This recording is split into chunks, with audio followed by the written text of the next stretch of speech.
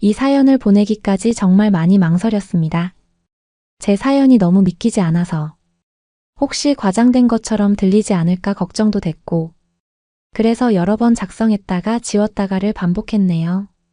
하지만 이 채널에 올라온 다른 외국인 분들의 용기 있는 사연들을 보면서 저도 마음을 담아 사연을 보내기로 결심했습니다. 잠깐, 그 전에 좋아요와 구독은 영상 제작과 사연자에게 큰 힘이 됩니다. 안녕하세요. 저는 파리 오페라 발레단의 프리마 발레리나 엠마 디부아입니다. 솔직히 저조차도 가끔은 꿈이었던 게 아닐까 생각할 만큼 믿기 힘든데요. 단 한순간의 선택이 제 인생을 완전히 바꿔놓았고 불가능해 보였던 일들이 기적처럼 현실이 되었죠. 편견과 두려움을 깨고 만난 새로운 세상. 그리고 그곳에서 발견한 놀라운 희망까지. 그럼 오늘의 사연 시작합니다. 저는 그날의 공연을 절대 잊을 수 없습니다.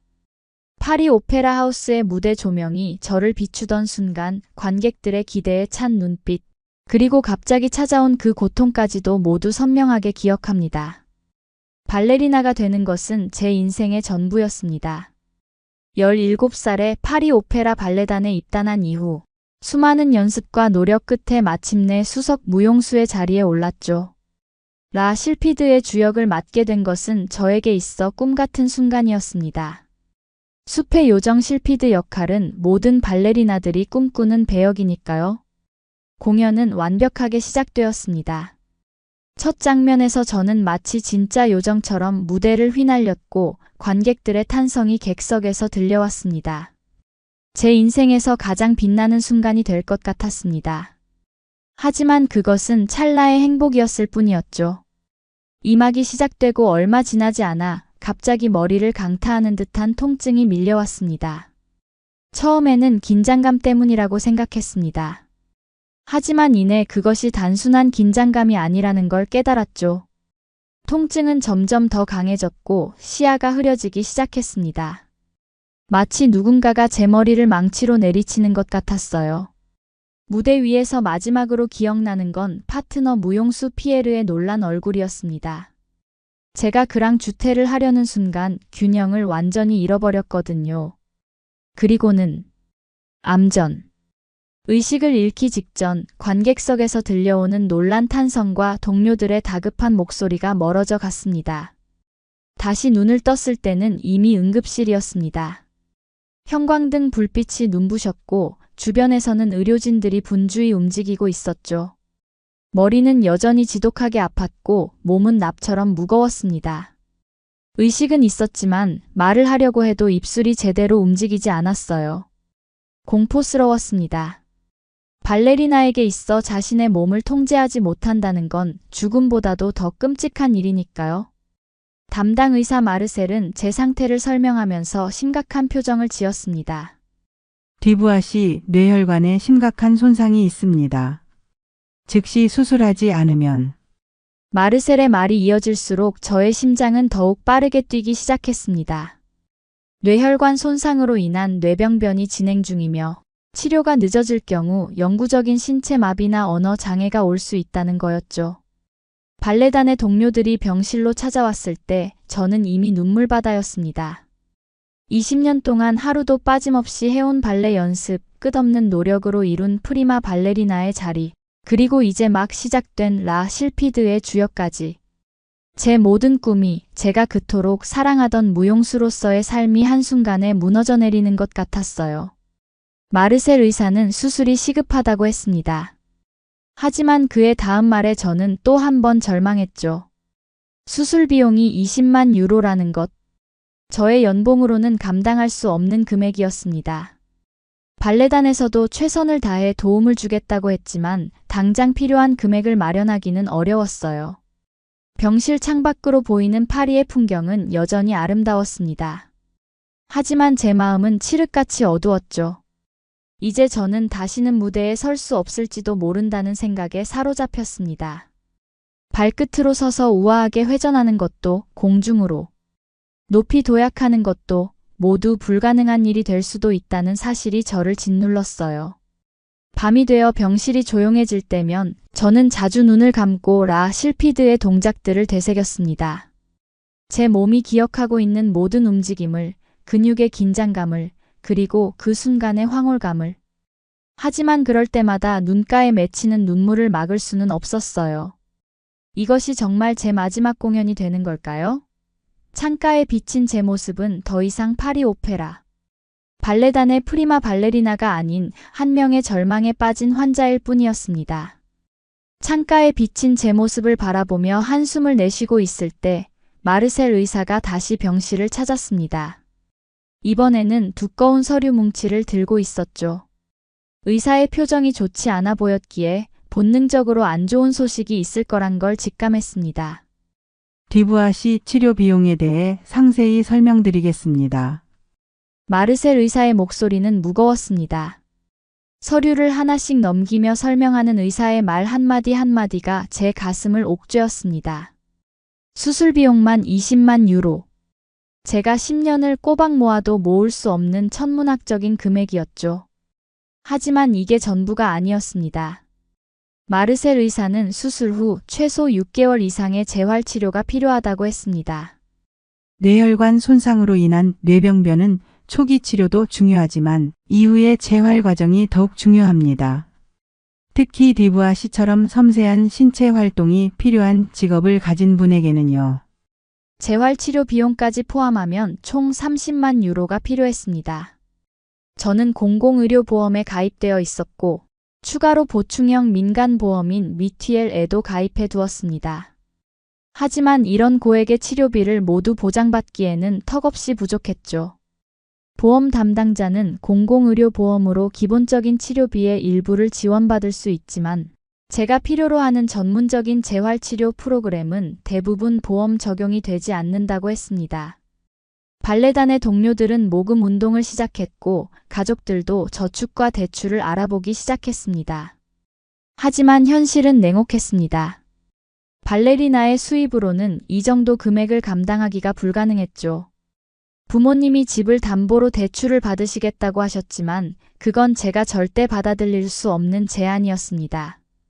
밤마다 병실에서 들리는 점적액 떨어지는 소리를 들으며 저는 끝없는 걱정에 잠겼습니다. 매 시간마다 커져가는 의료비를 생각하면 숨이 막혔죠. 발레를 시작한 이후로 한 번도 생각해 본 적 없는 돈 문제가 이제는 제 머릿속을 가득 채웠습니다. 마르셀 의사는 매일 아침 회진을 돌며 제 상태를 체크했습니다. 시간이 많지 않습니다.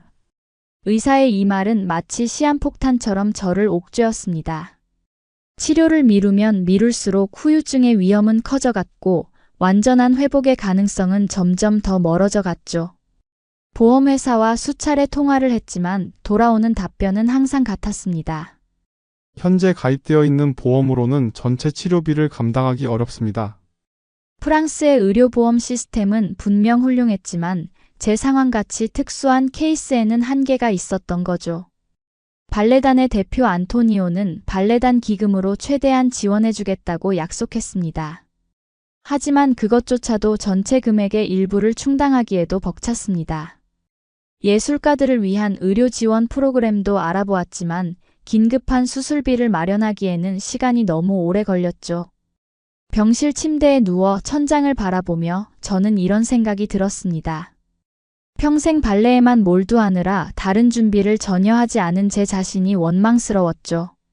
하지만 곧 그런 생각을 멈췄습니다.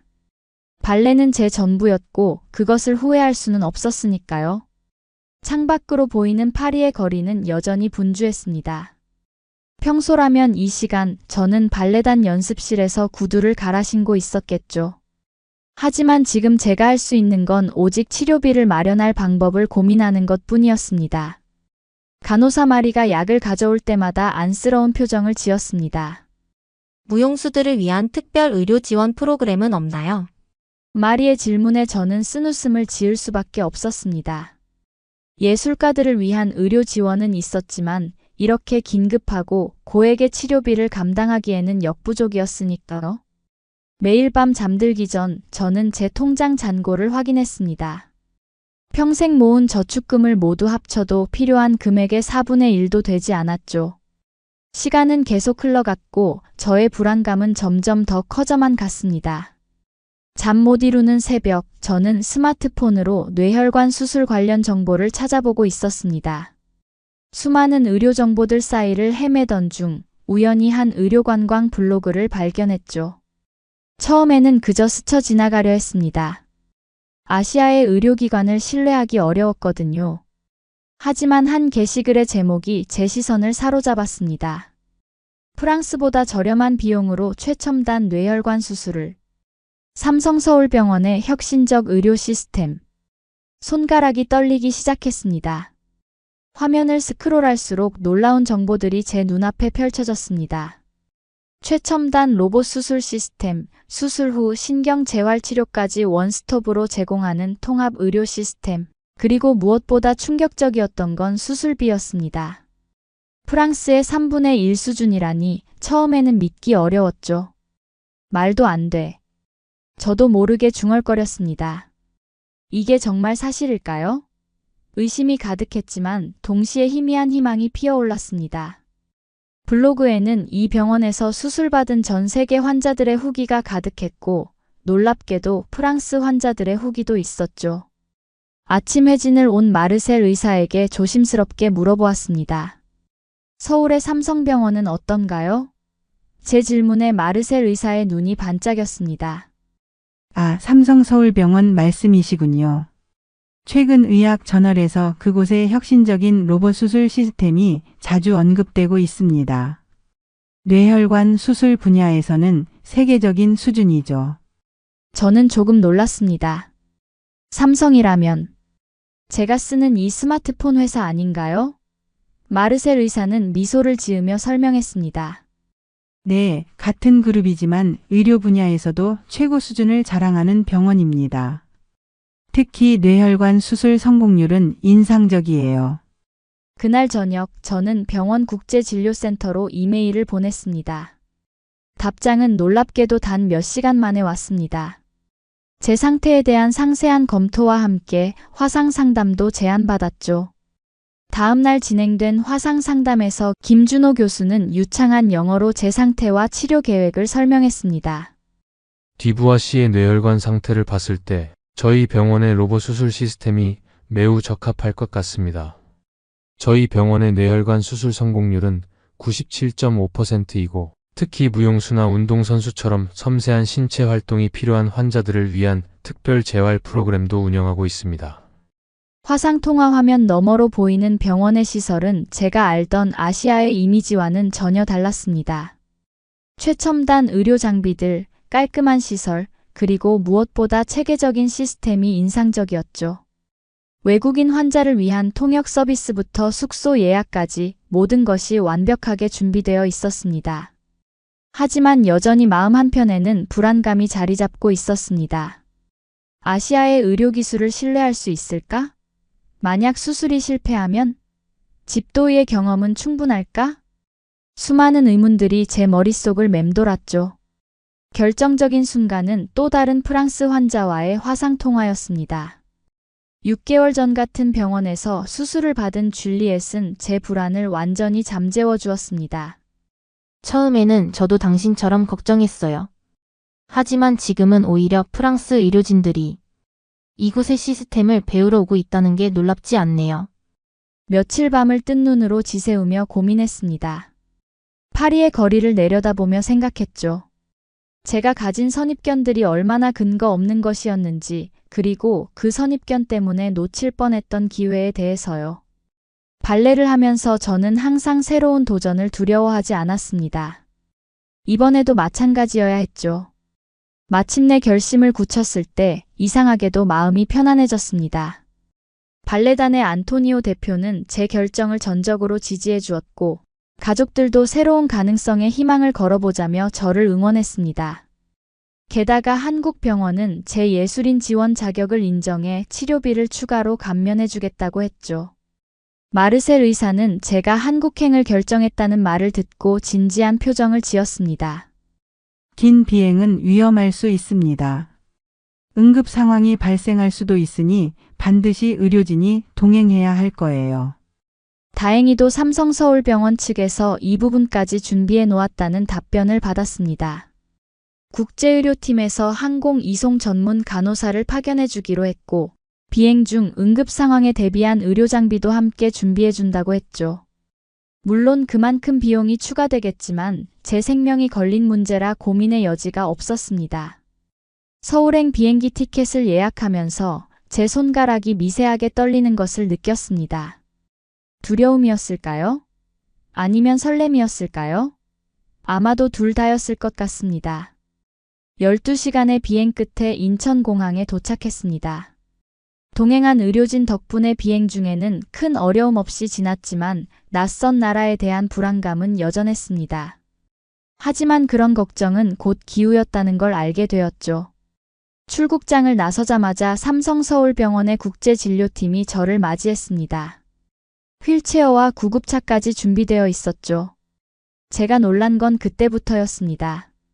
구급차 안에서도 의료진은 제 상태를 꼼꼼히 체크했고 통역사 수지는 프랑스어로 모든 상황을 설명해 주었습니다. 병원에 도착하자마자 일사천리로 움직이기 시작했습니다. 접수, 진료, 검사까지 모든 과정이 마치 잘 짜인 공연처럼 순조롭게 진행되었죠. 파리에서는 검사 일정을 잡는 데만 몇 주가 걸렸는데 여기서는 단 하루 만에 모든 검사가 이루어졌습니다. 특히 놀라웠던 건 MRI 촬영이었습니다. 파리에서 찍었던 것과는 차원이 달랐죠. 이건 최신 모델 MRI 장비입니다. 영상의학과 의사가 설명했습니다. 혈관 하나하나의 상태까지 정밀하게 확인할 수 있죠. 화면에 보이는 제 뇌혈관의 모습은 마치 고해상도 지도처럼 선명했습니다. 수술 전 시뮬레이션 과정은 마치 SF 영화의 한 장면 같았습니다. 3D 홀로그램으로 제 뇌혈관의 모델을 띄워놓고 의료진들이 토론하는 모습은 경이로웠죠. 파리에서는 상상도 할 수 없었던 광경이었습니다. 디부아 씨의 수술은 로봇 보조 시스템을 이용할 예정입니다. 주치의 김준호 교수가 설명했습니다. 이 시스템은 인간의 손으로는 불가능한 정밀도로 수술을 가능하게 해줍니다. 의사의 말 한마디 한마디가 저에게는 희망으로 다가왔습니다. 하지만 가장 큰 충격은 비용이었습니다. 수술비와 2개월간의 입원 재활치료를 모두 포함해 9천만 원, 약 6만 5천 유로. 프랑스에서 듣던 금액의 3분의 1도 안 되는 비용이었죠. 게다가 국제환자 특별 지원 프로그램이 있다며 재활치료 비용의 50%를 추가로 지원해준다고 했습니다. 어떻게 이런 최첨단 시설과 서비스를 이 정도 비용으로 제공할 수 있는 거죠? 제 질문에 국제진료팀장은 미소를 지으며 대답했습니다. 한국의 의료 시스템은 효율성을 최우선으로 합니다. 최고의 의료 서비스를 합리적인 가격에 제공하는 것이 저희의 철학이니까요. 병실은 또 어떻고요? 마치 고급 호텔 같았습니다. 창밖으로 보이는 서울의 야경은 파리 못지않게 아름다웠고 병실 내부의 시설도 최신식이었죠. 전동 침대는 스마트폰으로 제어가 가능했고 식사도 프랑스인의 입맛을 고려한 메뉴가 준비되어 있었습니다. 간호사들의 세심한 배려도 인상적이었습니다. 4시간마다 한 번씩 체크하러 오면서도 제가 휴식을 취할 때는 최대한 조용히 움직였죠. 프랑스어를 공부하고 있다며 서툰 발음으로 인사를 건네는 간호사의 모습에 절로 미소가 지어졌습니다. 검사 결과를 바탕으로 의료진들이 컨퍼런스를 열었다는 소식을 들었습니다. 신경외과, 신경과, 재활의학과 의사들이 모여 제 케이스를 놓고 최적의 치료 방법을 논의했다고 하더군요. 이런 협진 시스템도 파리에서는 경험하지 못했던 것이었습니다. 수술 일정이 잡혔다는 소식을 들었을 때 이상하게도 두려움보다는 기대감이 앞섰습니다. 이곳의 모든 것이 제게 확신을 주었기 때문이었겠죠. 체계적인 시스템, 최첨단 장비, 의료진들의 전문성, 그리고 무엇보다 환자를 위한 그들의 진심 어린 노력이 느껴졌습니다. 저는 이제 깨달았습니다. 제가 가졌던 편견이 얼마나 부질없었는지를요. 국적과 지역을 떠나 진정한 의료의 가치는 환자를 위한 끊임없는 혁신과 노력에 있다는 것을. 이곳 삼성서울병원은 그것을 완벽하게 보여주고 있었습니다. 수술실에서 깨어났을 때의 첫 감각을 저는 평생 잊지 못할 것 같습니다. 마취에서 깨어나는 순간 제 손가락이 미세하게 움직이는 것을 느꼈기 때문입니다. 8시간의 로봇 보조 정밀 수술은 성공적이었다고 합니다. 중환자실에서 이틀을 보내고 일반 병실로 옮겨졌을 때 김준호 교수는 제게 수술 과정을 자세히 설명해 주었습니다.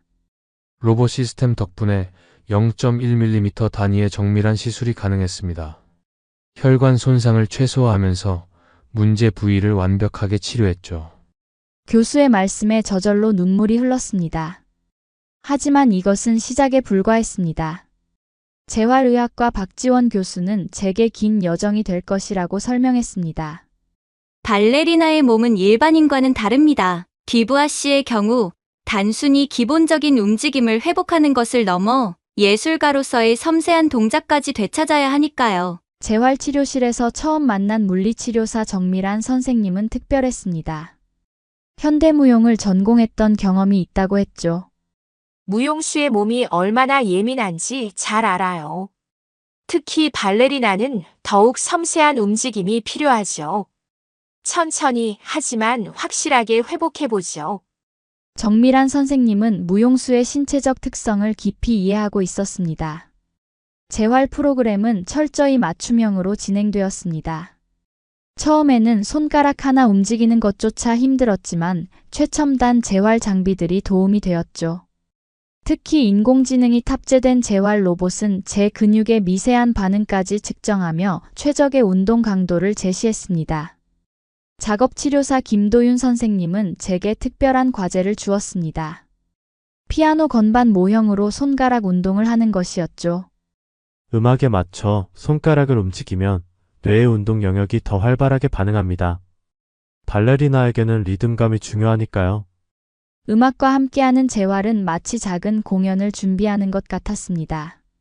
처음 일주일은 좌절의 연속이었습니다.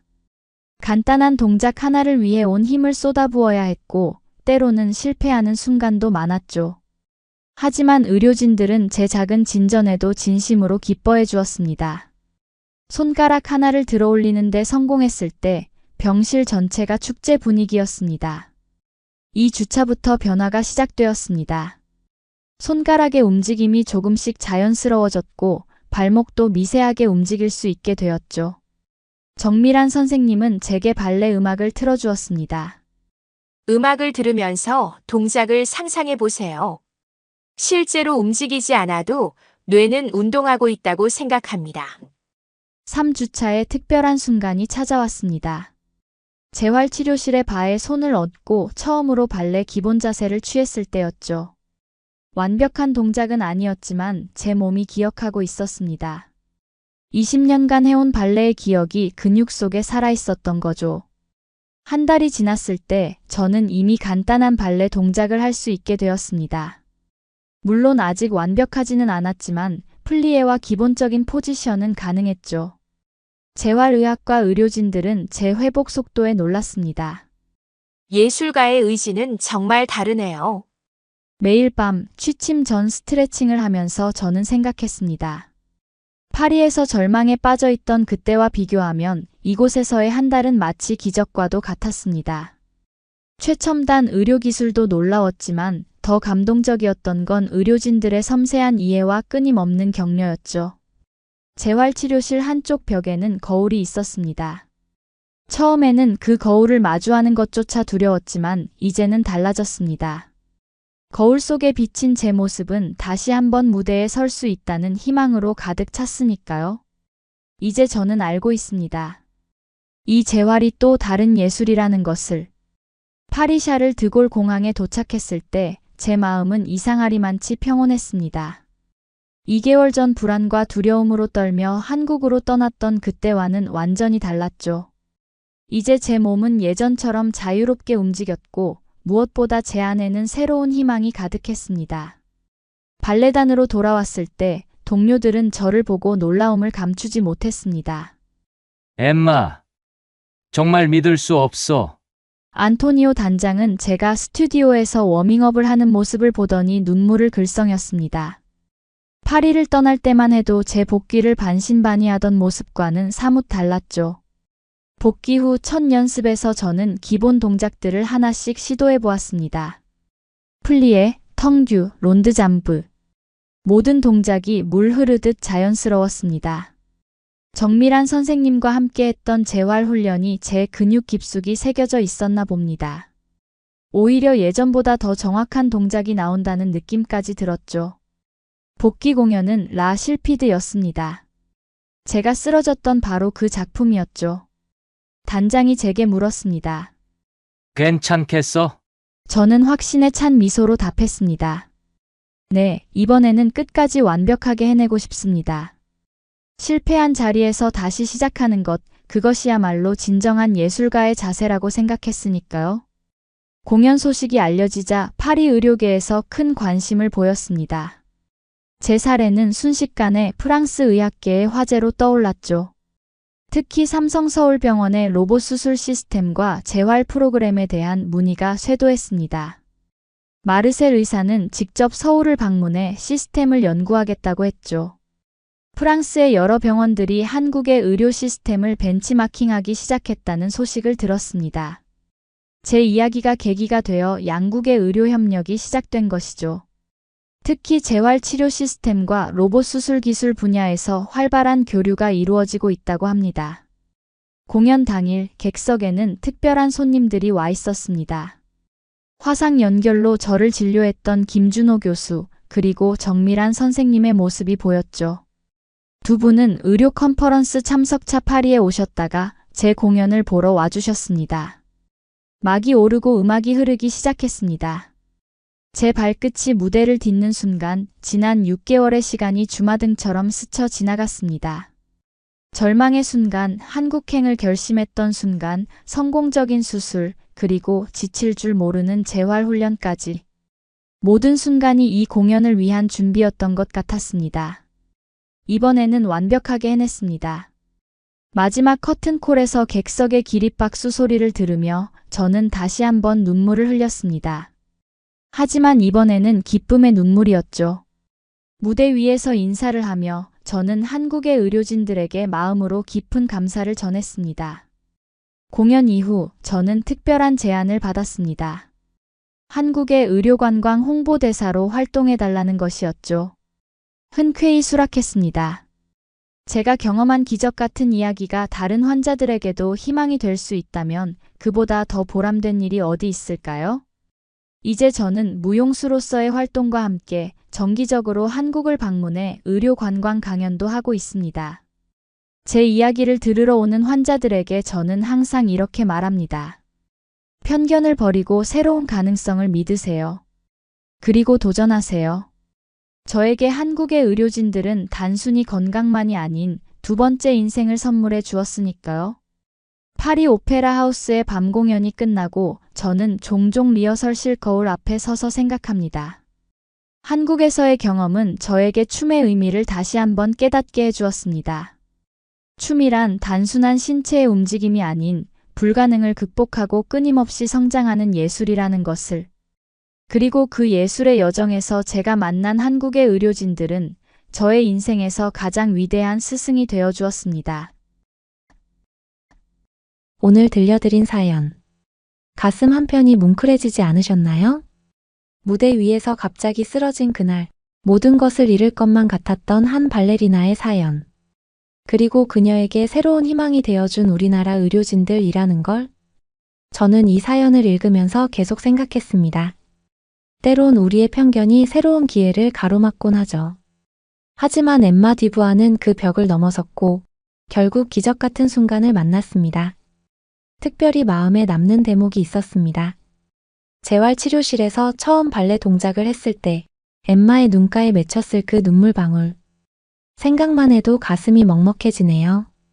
시청자 여러분, 오늘 이 감동적인 사연을 들으시면서 무슨 생각이 드셨나요? 저는 개인적으로 우리나라 의료진들이 참 자랑스러웠습니다. 세계 최고 수준의 실력으로 한 예술가의 꿈을 살려낸 그분들이야말로 오늘을 사는 진정한 영웅이 아닐까요? 이제 엠마는 파리의 무대에서 다시 한번 날갯짓을 시작했습니다. 그리고 그녀의 춤사 위에는 우리나라 의료진들의 따뜻한 마음도 함께 녹아있겠죠. 참 아름답네요. 지금까지 감동 다방이었습니다. 따뜻한 사연 보내주셔서 감사합니다. 시청자 여러분 따뜻한 하루 보내세요.